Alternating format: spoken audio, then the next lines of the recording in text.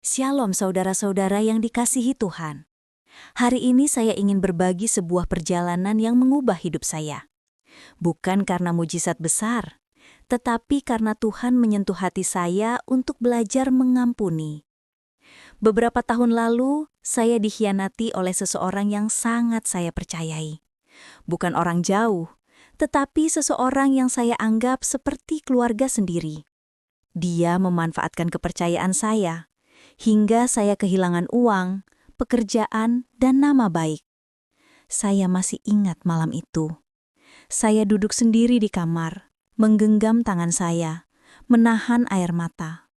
Saya berkata dengan suara gemetar, "Tuhan, kenapa Engkau biarkan ini terjadi?" Sejak malam itu, saya mulai menjauh dari banyak orang. Saya tetap datang ke gereja, tetap melayani, tetap tersenyum, tapi hati saya dingin. Saya tidak sadar, ada akar kepahitan yang tumbuh perlahan-lahan di dalam hati saya. Bulan berganti bulan, doa saya terasa hampa. Saya membaca Alkitab, tapi tidak ada satupun ayat yang menyentuh hati saya. Hingga suatu hari, saya membaca Matius 6 ayat 14 dan 15. Kata-kata itu menghantam saya. Jika kamu tidak mengampuni orang lain, Bapamu pun tidak akan mengampuni kamu. Suatu malam saya mengikuti ibadah doa kecil di rumah seorang teman. Saat pujian dinaikkan, saya tidak lagi bisa menahan air mata. Di dalam hati saya, Roh Kudus berbicara lembut. Aku pun pernah dikhianati, tetapi aku memilih mengampuni. Saat itu saya menangis di hadapan Tuhan. Saya teringat salib Kristus, Yesus yang disakiti, dihina, ditinggalkan. Namun ia berkata, "Ya Bapa, ampunilah mereka, sebab mereka tidak tahu apa yang mereka perbuat." Sejak malam itu, Tuhan mulai bekerja dalam hati saya. Saya mulai berdoa, "Tuhan, aku belum bisa mengampuni tapi aku mau." Setiap hari saya menyebut nama orang itu dalam doa, bukan untuk mengutuk, tapi untuk memberkati. Awalnya terasa berat, tapi lama-kelamaan ada sesuatu yang lembut menyentuh hati saya. Amarah mulai luruh, dan damai mulai masuk perlahan-lahan. Sampai suatu hari, saya bisa berkata dengan tulus, "Tuhan, aku sudah mengampuni dia." Setelah saya mengampuni, saya merasakan kelegaan yang luar biasa. Doa saya kembali hidup. Damai itu datang lagi, dan beban yang berat perlahan lenyap. Tuhan memulihkan banyak hal dalam hidup saya, pekerjaan, relasi, dan hati saya sendiri. Dari perjalanan ini, saya belajar 3 hal. Pertama, pengampunan tidak mengubah masa lalu, tapi mengubah masa depan. Kedua, pengampunan tidak menghapus luka, tapi memberi makna pada luka itu.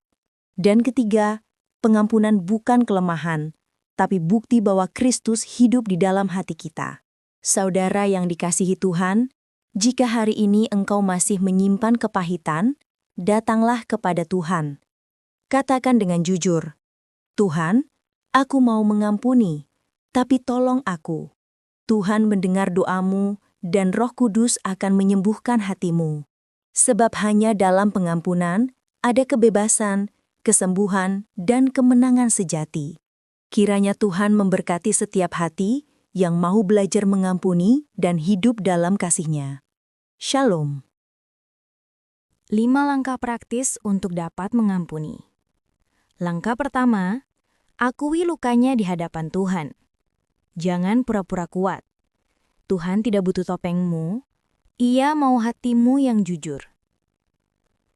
Katakan dengan lembut, "Tuhan, aku terluka, aku marah, aku kecewa." Ingatlah, pengampunan tidak dimulai dari melupakan luka, tapi dari mengakuinya. Mazmur 34 ayat 19 berkata, "Tuhan itu dekat kepada orang yang patah hati." Langkah kedua, ingatlah bagaimana Tuhan telah mengampuni kamu. Saat kamu sadar betapa besar dosa yang telah diampuni Tuhan, hatimu akan lebih mudah mengampuni orang lain. Yesus tidak menunggu kita layak baru Ia mengampuni. Kolose 3 ayat 13 berkata, "Sebagaimana Tuhan telah mengampuni kamu, kamu perbuat jugalah demikian." Langkah ketiga, doakan orang yang menyakitimu. Ini mungkin langkah yang paling sulit, tapi juga yang paling kuat. Mungkin awalnya lidahmu berat menyebut namanya dalam doa, tapi mulailah pelan-pelan. Katakan, "Tuhan, aku mau belajar memberkati dia." Karena saat kamu berdoa untuk orang itu, hatimu perlahan akan sembuh. Langkah keempat, lepaskan hak untuk membalas. Pengampunan artinya menyerahkan keadilan ke tangan Tuhan. Bukan berarti kamu membiarkan orang itu bebas tanpa konsekuensi. Kamu hanya berhenti menjadi hakim dan memberi ruang bagi Tuhan untuk bekerja. Roma 12 ayat 19 berkata, "Pembalasan adalah hakku, firman Tuhan." Lepaskan dan biarkan Tuhan yang menilai dengan adil. Kamu tidak bisa berjalan maju sambil terus menatap ke belakang. Filipi 3 ayat 13 berkata, "Aku melupakan apa yang di belakangku dan mengarahkan diri kepada apa yang di hadapanku." Sahabatku, mengampuni memang tidak mudah. Tapi di setiap langkah kecil menuju pengampunan, ada kebebasan besar yang menanti. Saat kamu mengampuni, Tuhan bukan hanya menyembuhkan hubunganmu dengan orang lain, tetapi juga menyembuhkan hatimu sendiri. Biarlah hatimu hari ini menjadi tempat damai dan kasih-Nya berdiam. Shalom. Terima kasih sudah mendengarkan renungan ini. Kalau sahabat merasa diberkati, jangan lupa untuk klik tombol subscribe, berikan like, dan tuliskan komentar di bawah. Dukungan sederhana dari sahabat sangat berarti agar firman Tuhan ini bisa menjangkau lebih banyak orang dan menjadi berkat. Tuhan Yesus memberkati.